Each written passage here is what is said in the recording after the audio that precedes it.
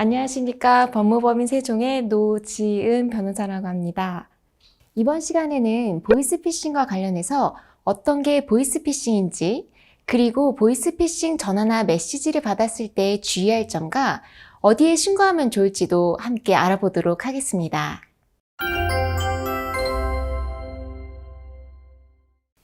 보이스피싱이란 개인정보를 낚는다 라는 의미의 합성어입니다. 그리고 피싱 사기란 전화나 문자, 메신저, 가짜 사이트 등 전기통신 수단 등을 통해 피해자를 기만, 공갈함으로써 이용자의 개인정보나 금융정보를 빼낸 후 금품을 갈취하는 사기수법을 의미합니다. 이런 보이스피싱은 예방이 가장 중요한데요. 실제 어떤 게 보이스피싱인지 알아볼 수 있도록 첫째, 내가 피해자가 되는 경우와 둘째, 내가 범죄자, 즉 피의자가 되는 경우로 나누어 살펴보겠습니다. 우선 피해자가 되는 경우로 대출빙장 사기가 있습니다. 아마 이런 전화 받아보신 분들 있으실 거예요. 김민수 고객님, 이번에 우수 고객으로 선정되셔서 2.5%짜리 저리 대출로 5천만 원까지 이용 가능하신데 하시겠어요? 우수 고객님이시기 때문에 서류 심사만으로 대출이 가능합니다. 신용보증기금에 내 세금 200만 원만 바로 이체해 주시면 신속히 처리해드리겠습니다.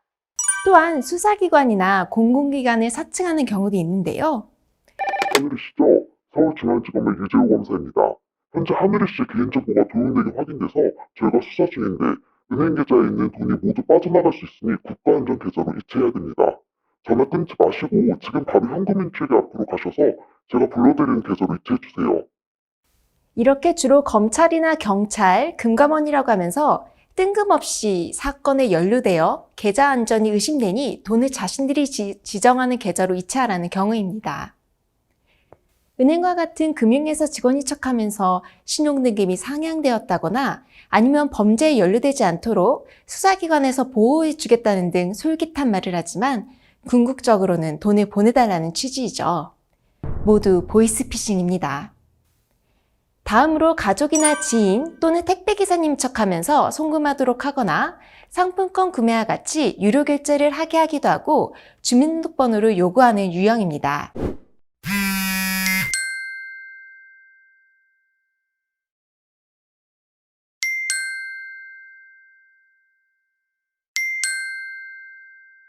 이렇게 자녀의 말투로 접근을 하거나 택배기사님이 택배 주소를 확인하는 것처럼 피싱 사이트를 보냅니다. 자녀가 납치되었다거나 사고가 났다고 하는 경우도 있습니다. 엄마, 나 납치됐어. 살려줘. 라고 자녀의 목소리와 비슷한 소리로 들리고 이어서 낯선이가 딸의 얼굴을 다시 보고 싶으면 전화 끊지 말고 지금 불러주는 계좌로 2천만 원 입금하시오. 라고 하는 경우가 있습니다. 사기범이 자녀와 부모님의 전화번호와 이름을 확인 후 부모님 핸드폰에 뜨는 발신자 번호에 자녀의 번호가 나오도록 변조해서 마치 자녀가 납치되었다거나 사고를 당한 것처럼 가장해 부모님으로부터 자금을 편취하는 유형입니다. 앞서 살펴본 유형들은 보이스피싱으로 인해서 나에게 재산적 피해가 발생하는 경우인데요. 최근 뉴스에서도 많이 나오고 있는 일자리 소개로 접근하는 경우는 나를 보이스피싱에 가담하도록 하는 내가 범죄자, 즉 피의자가 되도록 하는 경우입니다. 특히 청년들 대상으로 해외 고수익 아르바이트를 모집한다고 광고해서 보이스피싱에 가담하도록 하는 유형인데요. 중국 쇼핑몰 아르바이트생 모집하는데 비자나 숙박 등 모든 경비는 회사에서 부담합니다.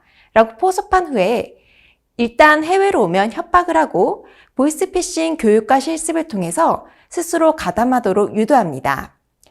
구체적으로 시키는 업무는 보이스피싱 전화를 걸게 하거나 예를 들어 세금 감면용 대출이나 취직 관련 신분 확인을 위해 체크카드를 보내라는 안내만 하면 된다라고 하는 거죠. 또는 지인이나 피해자들을 만나 ATM에서 현금을 인출하도록 하거나 계좌 이체를 하도록 하는데 이때 금감원 조사원이라는 가짜 신분증이나 가짜 금감원 서류, 가짜 은행 직원 명함을 제시하도록 합니다. 보통 ATM의 경우 무통장 송금 한도 제한이 있습니다. 따라서 고수익 아르바이트라고 하고서는 여러 명의 주민등록번호를 이용해서 인출하도록 하거나 100만 원 짜리씩 여러 번 송금하도록 한다. 이러면 한 번쯤 의심을 해보셔야 합니다. 이렇게 시키는 행동 자체가 보이스피싱의 경우도 있고요.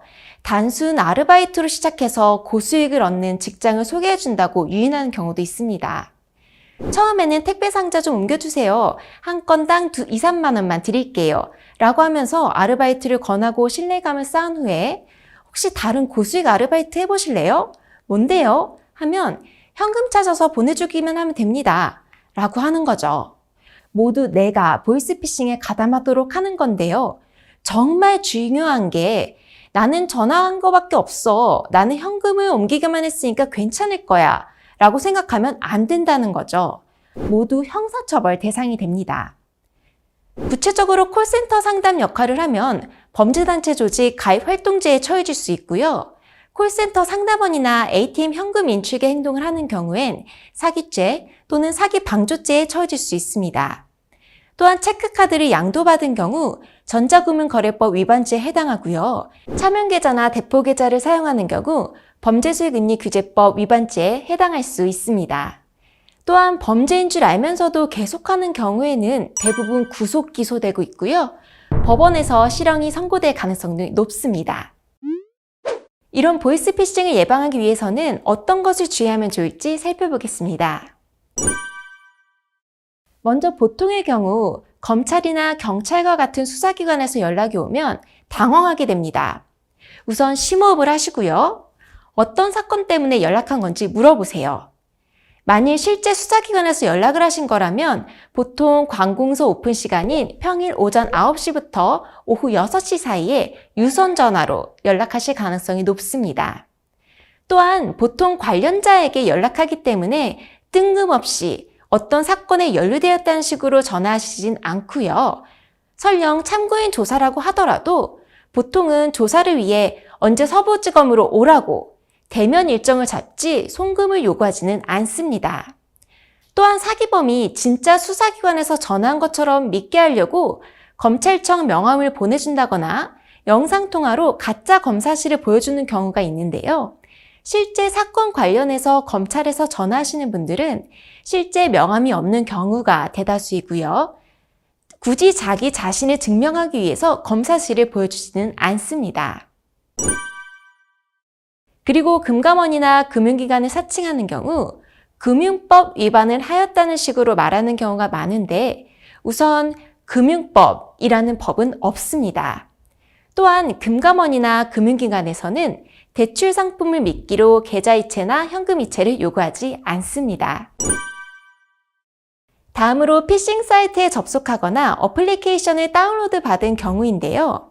우선 경품 이벤트 등에 참여하는 경우가 많은데 이벤트를 참여하면서 무분별하게 개인정보를 입력하면 안 됩니다. 또한 출처가 불분명한 이메일이나 문자 메시지, 블로그 등에 포함된 링크에 접근하지 않아야 됩니다. 링크에 접속하거나 다운로드 받기 전에는 도메인 주소가 맞는지 의심을 해보는 게 중요한데요. 예를 들어 검찰청 홈페이지는 www.spo.go.kr인데요. 피싱 사이트인 www.spo.bvc.net와 같이 비슷한 철자로 피싱 사이트를 만들어서 검찰청 홈페이지가 아닌 피싱 사이트에 접속하도록 하는 경우가 있습니다.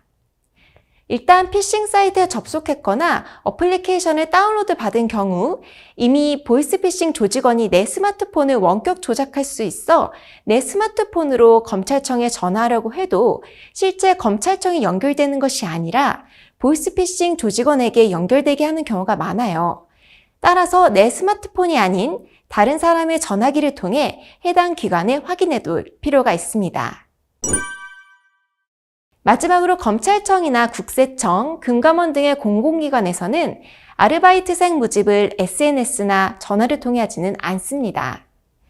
그리고 공공기관이 아니더라도 채권 회수 아르바이트나 간단한 업무만 하면 되는데 고수익을 보장하겠다고 하는 경우 한 번쯤 의심해 볼 필요가 있습니다. 이렇게 조심을 했는데도 불구하고 보이스피싱을 당한 경우엔 어떻게 해야 될까요? 첫째, 즉시 금융기관 콜센터에 연락해 지급정지나 계좌해지 요청을 하세요. 둘째, 수사기관이나 공공기관에 신고하셔야 합니다. 검찰청 1301, 경찰청 112, 교문감독원 1332, 한국인터넷진흥원 118에 신고 및 상담할 수 있습니다. 전화로 신고하는 외에는 한국인터넷진흥원의 보호나라에 인터넷으로 피싱 사고를 접수할 수 있습니다. 날이 갈수록 보이스피싱 피해 사례가 증가하고 있어요. 아는 만큼 보인다 잊지 마시고요. 오늘 말씀드린 내용 떠올려 보면서 의심스러운 경우엔 수사기관이나 금감원, 한국인터넷진흥원에 신고 및 상담하시는 거 잊지 마시고요. 다음 시간엔 더욱 유익한 법률 지식으로 찾아뵙겠습니다. 감사합니다.